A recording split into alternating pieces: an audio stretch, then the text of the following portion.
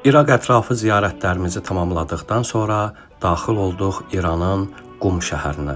Gəldiyimiz bu ziyarət Həzrəti İmam Zaman ağanın adına bağlı olan Cəmkaran məscididir. Cəmkaran məscidi Həzrəti İmam Zaman ağanın göstərişi ilə tikilmiş bir məsciddir. Bu məscidin özünə məxsus iki müstəhəb namazı var. Biri məscid namazıdır, digəri isə İmam Zaman ağanın adına bağlı olan İmam Zaman namazı. Tur rəhbəri Hacı Rasim qardaşımızın xidməti altında ziyarətlərimiz davam edir. Aydın oldu.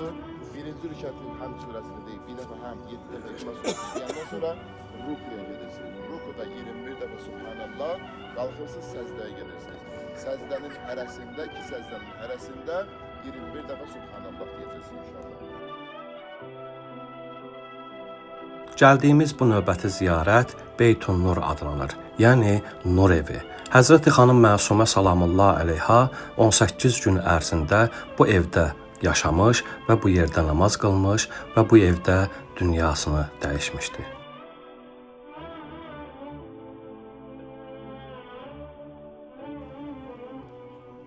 Dəyərli Kərbəla Məşəd zəvvarlarımızla bahəm gəldik Həzrəti xanım Məsumə salamullah əleyhanın ziyarətinə.